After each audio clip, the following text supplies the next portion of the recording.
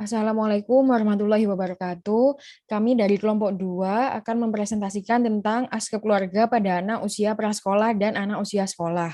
Untuk teman-teman yang presentasi, saya persilakan.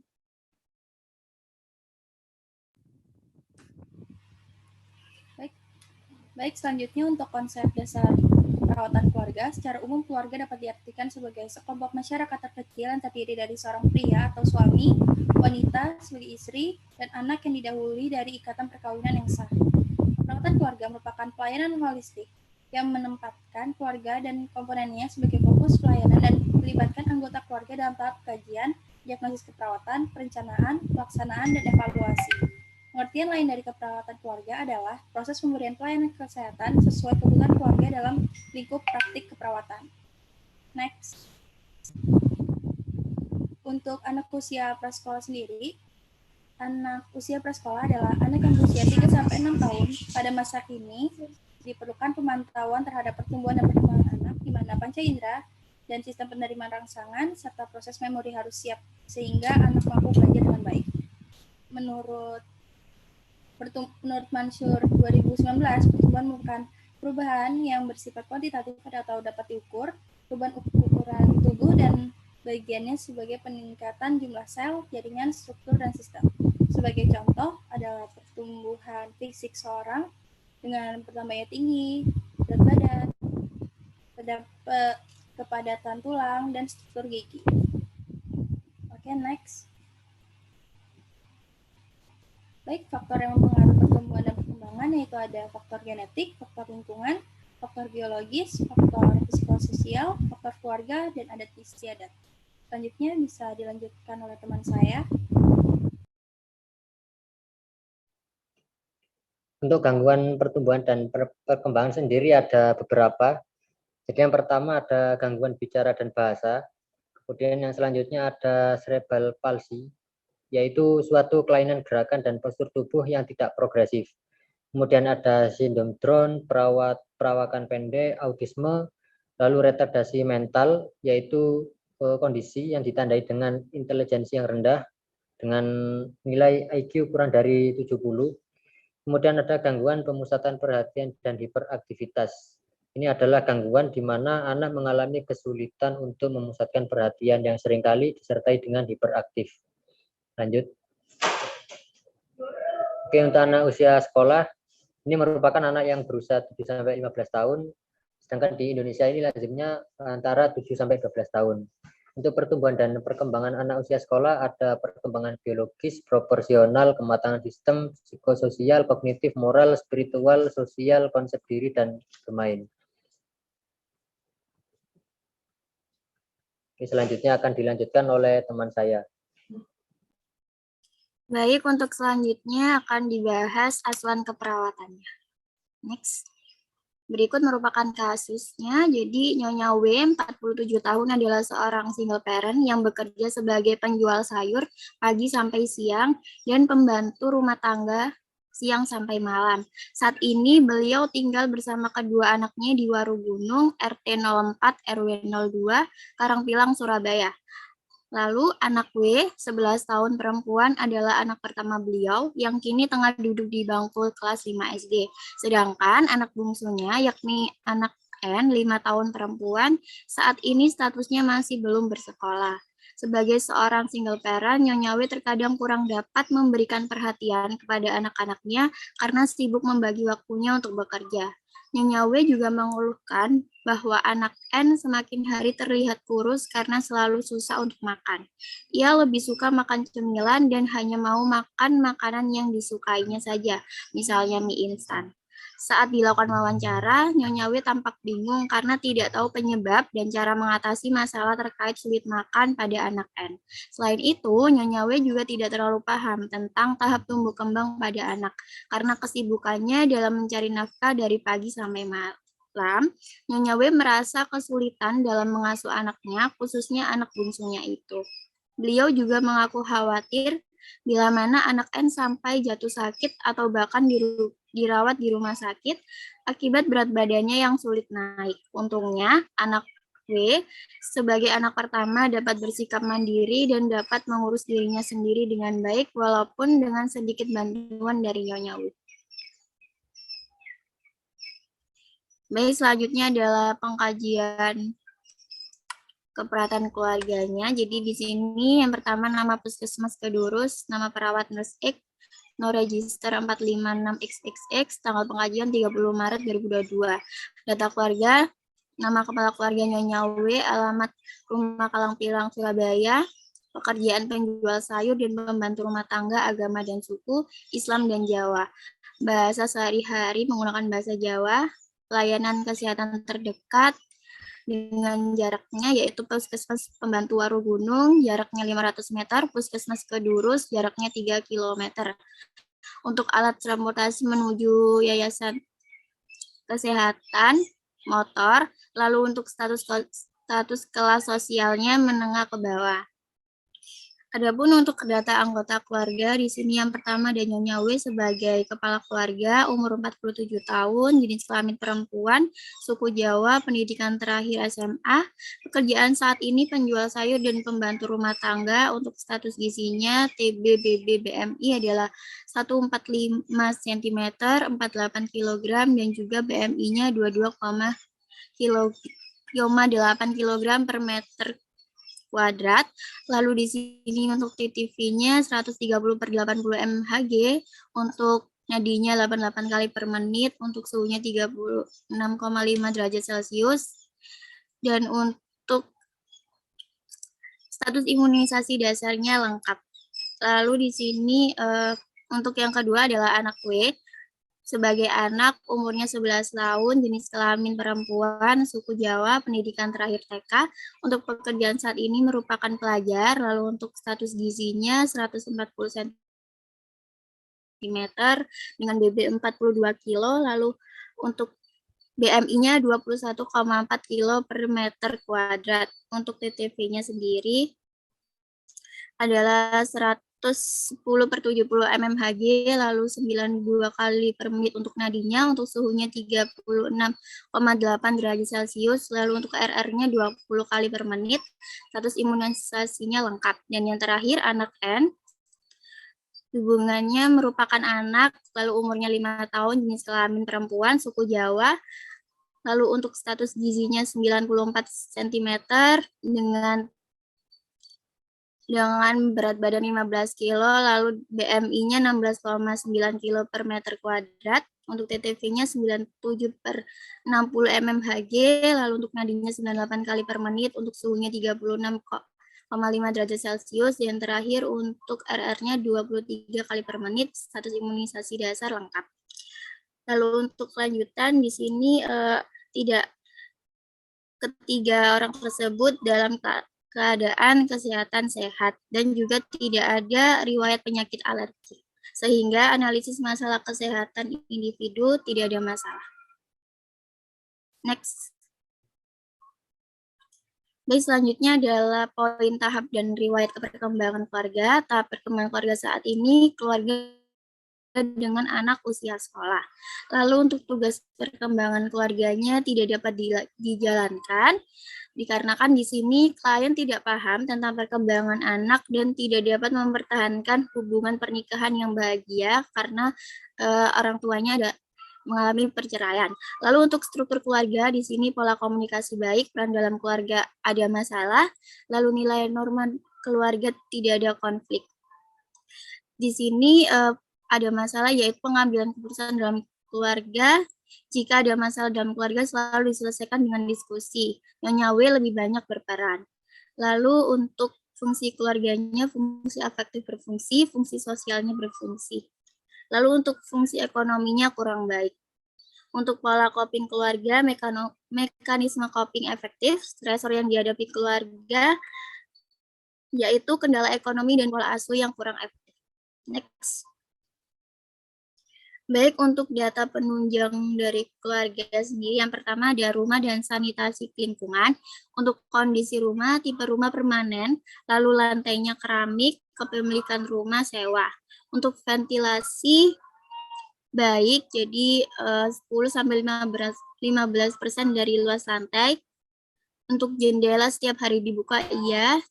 Jendela dan pintu setiap hari dibuka dari pagi hingga sore. Untuk pencahayaan rumahnya baik, memiliki 5 lampu terang. Untuk saluran buang limbah tertutup, saluran parawan buang air limbah langsung ke parit. Lalu untuk air bersih di sini menggunakan PDAM, kualitas airnya bersih, tidak berbau, tidak berwarna, dan tidak berasa. Untuk jambannya memenuhi syarat. Kepemilikan jamban iya, jenis jamban leher angsa, jarak septic tank dengan sumber air sekitar 15 meter. Lalu untuk tempat sampah, memiliki tempat sampah jenisnya tertutup, yaitu tempat sampah terbuat dari tong yang tertutup. Untuk rasio luas bangunan rumah dengan jumlah anggota keluarga 20 meter kuadrat per orang. Lalu untuk PHBS di rumah tangganya, yang pertama, jika ada bunifas persalinan ditolong oleh tenaga kesehatan, iya. Jadi terdapat bidan di puskesmas. Lalu jika ada bayi memberi ASI eksklusif, iya. 6 bulan ASI eksklusif. Kemudian jika ada balita, menimbang balita tiap bulan, iya, di posyandu.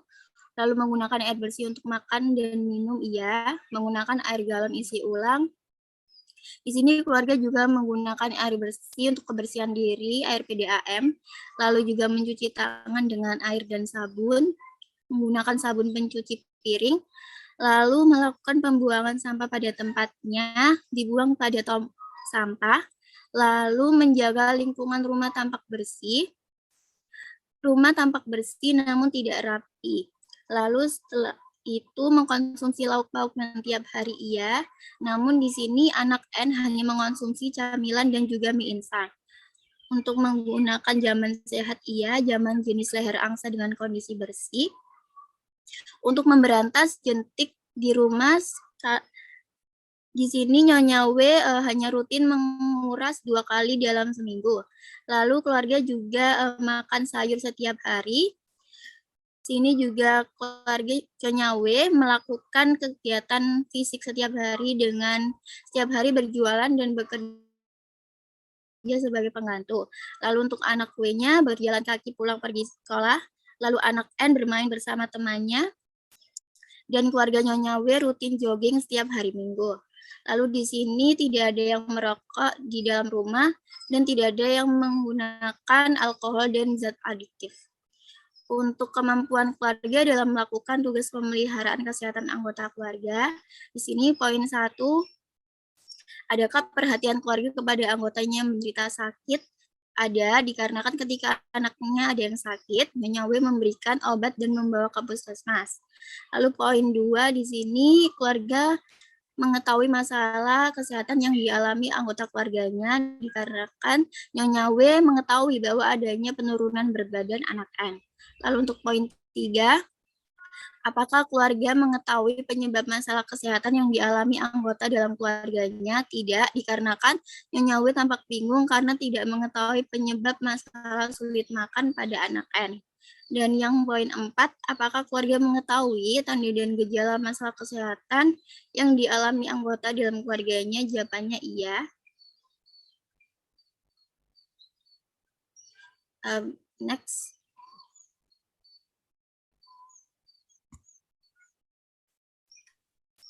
Baik, selanjutnya saya izin melanjutkan untuk kemampuan keluarga dalam melakukan tugas pemeliharaan kesehatan, yaitu yang poin kelima, apakah keluarga mengetahui akibat masalah kesehatan yang dialami anggota keluarga bila tidak diobati atau tidak dirawat? Tidak. Nyonya W khawatir akan kondisi anak N, namun tidak tahu akibat dari masalah kesehatan yang dialami oleh anak N. Lalu, pada siapa keluarga bisa menggali informasi tentang masalah kesehatan yang dialami oleh anggota keluarganya, yaitu tenaga kesehatan di puskesmas. Lalu, keyakinan keluarga tentang masalah kesehatan yang dialami anggota keluarganya, yaitu masalah kesehatannya perlu berobat ke fasilitas layanan kesehatan. Yang ke-8, apakah keluarga melakukan upaya peningkatan kesehatan yang dialami anggota keluarganya secara aktif? Lalu bagaimana juga bentuk tindakannya? Yaitu tidak, jawabannya, karena Nyonya W membiarkan anaknya hanya mengonsumsi serta mie instan. Lalu apakah keluarga mengetahui kebutuhan pengobatan masalah kesehatan yang dialami anggota keluarga? Iya, yaitu dengan berupaya membawa anak ini ke puskesmas. Apakah keluarga dapat melakukan cara merawat anggota keluarga dengan masalah kesehatan yang dialami? Tidak, dikarenakan kesibukan Nyonya W untuk bekerja dari pagi hingga malam, sehingga upayanya hanya bisa menasihati saja. Lalu yang ke-11, apakah keluarga dapat melakukan pencegahan masalah kesehatan yang dialami anggota keluarga? Tidak. Nyonya W tidak mengetahui penyebab anak N sulit makan, sehingga tidak dapat melakukan pencegahannya. Lalu, yang ke-12, apakah keluarga mampu memelihara atau memodifikasi lingkungan yang mendukung kesehatan anggota keluarga yang mengalami masalah kesehatan? Tidak. Nyonya W sibuk bekerja dan tidak mengetahui pemilihan lingkungan yang mendukung. Lalu yang terakhir, apakah keluarga mampu menggali dan memanfaatkan sumber di masyarakat untuk mengatasi masalah kesehatan anggota keluarganya? Iya. Jadi Nyonya W memanfaatkan puskesmas, tenaga kesehatan untuk mengatasi masalah kesehatan pada anak N. Selanjutnya yaitu pengkajian terkait dengan kemandirian keluarga. Jadi dari beberapa kriteria ini 1 sampai 7, keluarga Nyonya W memenuhi kriteria 1, yaitu menerima petugas puskesmas. Kriteria 2, menerima layanan kesehatan sesuai rencana. Yang ketiga, menyatakan masalah kesehatan secara benar, memanfaatkan fasilitas kesehatan sesuai anjuran, dan poin kriteria yang kelima, yaitu melaksanakan perawatan sederhana sesuai anjuran. Maka dari itu, sesuai dengan kriteria dan juga kategorinya, maka kemandirian keluarga Nyonya W termasuk dalam kategori kemandirian 2. Next.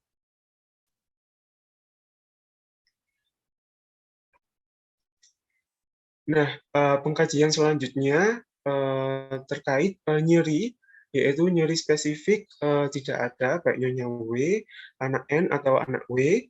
Lalu untuk status mentalnya, untuk Nyonya W merasa bingung, merasa cemas, sedangkan seperti disorientasi, depresi, menarik diri tidak ada, karena hal ini berhubungan dengan masalah kesehatan penurunan berat badan pada anak N, sedangkan kedua anaknya tidak mengalami gangguan status mental.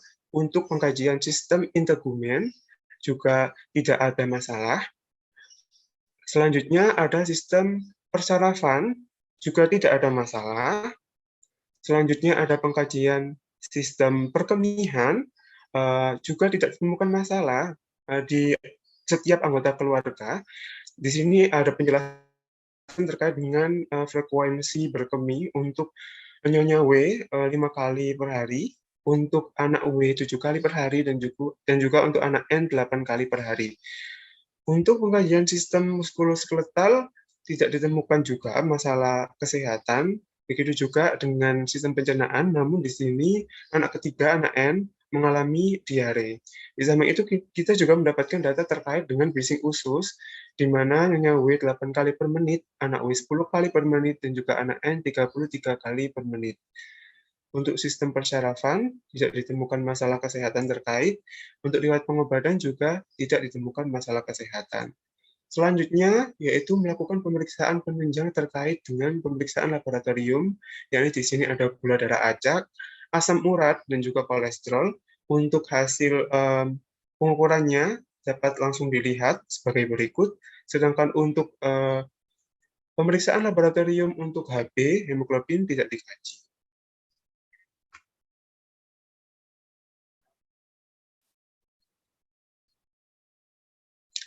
Nah, dari pengkajian yang sudah dilakukan, di sini terdapat 3 masalah keperawatan yang dapat diambil. Nah, yang pertama itu data subjektif terkait dengan Nyonya W yang mengatakan khawatir bila mana anak N sampai jatuh sakit atau bahkan dirawat di rumah sakit. Lalu Nyonya W juga merasa kesulitan dalam mengasuh anaknya karena sibuk bekerja dari pagi hingga malam. Untuk data objektifnya, Nyonya W tampak sulit melakukan atau menyelesaikan tugas merawat anak N. Dari data subjektif dan objektif ini, maka timbullah masalah keperawatan ketegangan peran pemberi asuhan. Untuk selanjutnya, data subjektif masalah keperawatan kedua, yaitu Nyonya W menanyakan penyebab masalah sulit makan anak N. Untuk data objektifnya, Nyonya W tampak bingung karena tidak tahu penyebab dan cara mengatasi masalah terkait sulit makan pada anak N. Anak N juga susah untuk makan makanan dengan gizi seimbang, yang dimakan hanya camilan dan juga mie instan. Untuk itu, dapat diambil masalah keperawatan defisit pengetahuan tentang nutrisi anak. Lalu untuk masalah keperawatan ketiga, dengan data subjektif, Nyonya W mengatakan tidak terlalu paham tentang tahap tumbuh kembang pada anak. Lalu Nyonya W juga mengatakan anak N sulit untuk makan dan hanya mengonsumsi camilan dan mie instan saja. Nyonya W mengatakan semakin hari anak N semakin kurus. Untuk data objektifnya didapatkan berat badan untuk anak N 15 kg, tinggi badan 94 cm, dengan IMT 16,9 kg per meter kuadrat, interpretasi gizi kurang, dan pengukuran lingkar lengan atas 12 cm. Di sini dapat kita ambil masalah keperawatan risiko gangguan pertumbuhan. Next. Nah, setelah kita mendapatkan masalah kesehatan tersebut, maka kita lakukan scoring untuk menentukan prioritas diagnosa keperawatan yang akan kita angkat. Untuk diagnosa pertama, yaitu ketegangan peran pemberi asuhan. Kriteria pertama yaitu sifat masalah. Di sini sifat masalahnya adalah ancaman kesehatan dengan skor 2. Cara penghitungannya adalah skor masalah kali bobot. Bobotnya di sini 1 per skor tertinggi, yaitu 3. Maka didapatkan nilai 2/3. Selanjutnya untuk kriteria kemungkinan masalah dapat diubah, yaitu hanya sebagian, maka mendapatkan nilai 1. Lalu untuk kriteria yang ketiga, yaitu potensi masalah dapat dicegah, skor masalah 1, yaitu rendah, sehingga nilainya 1/3. Lalu untuk kriteria yang keempat, yaitu menonjolnya masalah, yang mendapatkan nilai 1, yaitu ada masalah tetapi tidak perlu segera ditangani, sehingga didapatkan nilai 1/2. Dari nilai yang didapatkan setiap kriteria, maka didapatkan total yaitu 2,5 untuk diagnosis pertama. Next.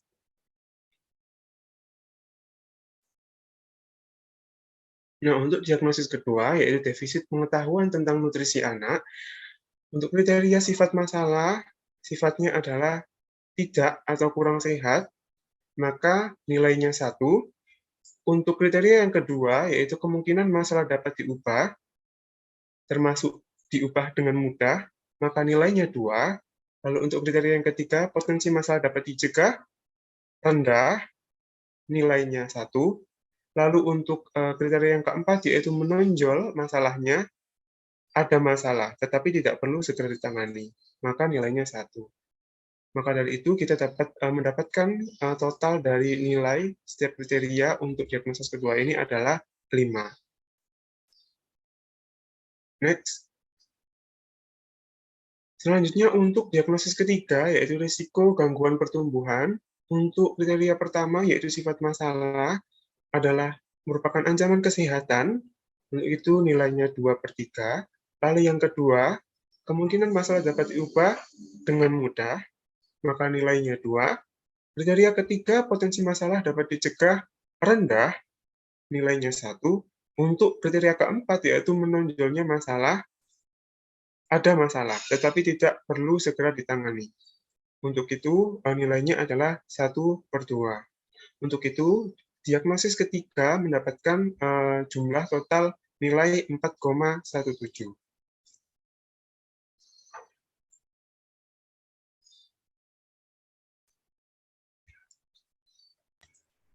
Ya, selanjutnya ada prioritas diagnosa. Berdasarkan skor yang tadi sudah dihitung, diagnosa yang pertama yaitu ada defisit pengetahuan tentang nutrisi anak berhubungan dengan kurang terpapar informasi, ditandai dengan menanyakan masalah yang dihadapi, menunjukkan perilaku tidak sesuai anjuran dengan skor 5. Lalu, diagnosa yang kedua yaitu ada risiko gangguan pertumbuhan ditandai dengan ketidakadekuatan nutrisi dengan skor 4,17. Lalu prioritas yang ketiga ada ketegangan peran pemberi asuhan berhubungan dengan kompleksitas dan jumlah aktivitas pemberi asuhan dengan skor 2,5. Next. Nah, selanjutnya untuk intervensi dari masing-masing diagnosa yaitu ada diagnosis yang pertama, defisit pengetahuan tentang nutrisi anak, tujuan dan kriteria hasilnya setelah dilakukan kunjungan keluarga selama 2 kali 60 menit, tingkat pengetahuan meningkat dengan kriteria hasil. Yang pertama, perilaku sesuai anjuran meningkat. Lalu yang kedua, kemampuan menjelaskan pengetahuan tentang nutrisi meningkat. Yang ketiga, perilaku sesuai dengan pengetahuan meningkat. Dan yang terakhir, pertanyaan tentang masalah nutrisi anak menurun.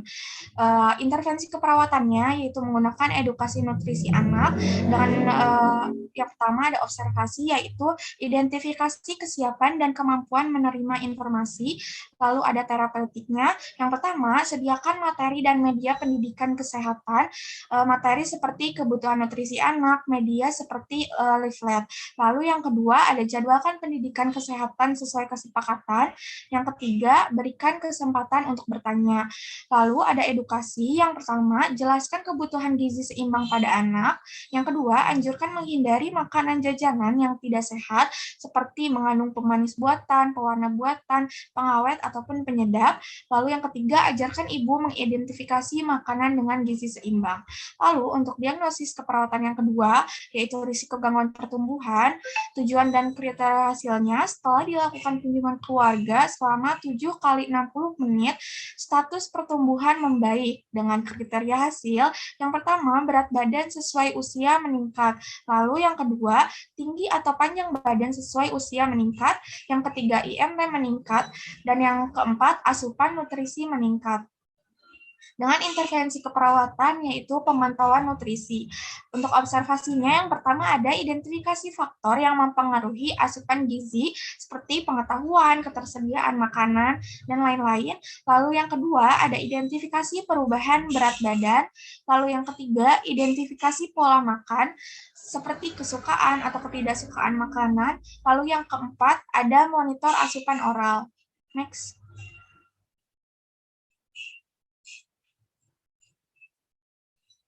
Lalu untuk terapeutiknya, yang pertama ada timbang berat badan, yang kedua ukur antropometri komposisi tubuh seperti IMT, pengukuran pinggang, ukuran lipatan kulit, dan nila, lalu hitung perubahan berat badan, dan dokumentasikan hasil pemantauan. Untuk edukasinya, ada informasikan hasil pemantauan. Lalu intervensi yang kedua untuk diagnosis yang kedua, yaitu edukasi orang tua fase anak. Observasinya yaitu identifikasi pemahaman orang tua atau keluarga tentang membesarkan anak, lalu identifikasi kesiapan orang tua dalam menerima edukasi, serta faktor-faktor yang menghambat keberhasilan edukasi. Lalu untuk terapeutiknya, yang pertama ada minta orang tua menjelaskan perilaku anak, lalu yang kedua dengarkan setiap keluhan dan masalah yang dihadapi orang tua. Lalu untuk edukasinya, yang pertama ajarkan teknik pengasuhan dan keterampilan informasi pada anak, ajarkan mengidentifikasi sumber dukungan keluarga, jelaskan tahapan tumbuh kembang anak, dan jelaskan pendekatan orang tua yang dapat digunakan. Next. Yang dapat digunakan untuk mengasuh anak, dan yang terakhir yaitu jelaskan sikap atau tindakan antisipasi di tahapan usia anak. Nah, selanjutnya untuk diagnosis yang 3 yaitu ketegangan peran pemberi asuhan, tujuan dan kriteria hasilnya yaitu setelah dilakukan kunjungan keluarga selama 3 kali 60 menit, kinerja pengasuhan meningkat dengan kriteria hasil yaitu pemenuhan kebutuhan fisik anak meningkat, penyediaan nutrisi sesuai usia meningkat, perawatan kesehatan anak meningkat, berinteraksi dengan anak meningkat, dan yang terakhir ekspresi kepuasan peran orang tua meningkat.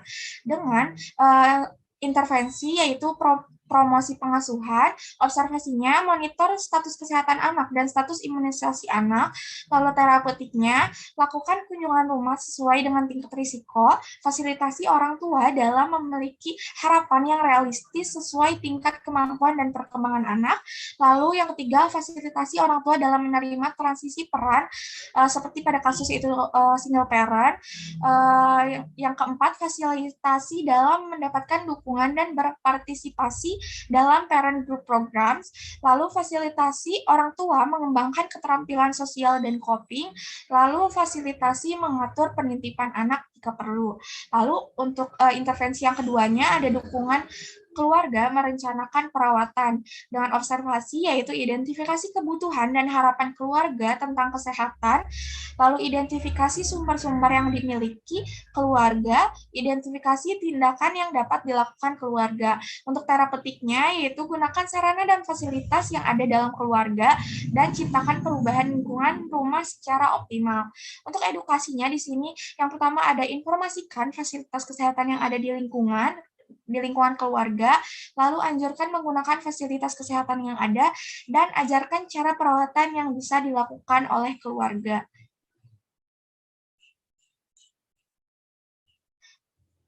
Mungkin sekian dari presentasi dari kelompok kami. Terima kasih atas perhatiannya.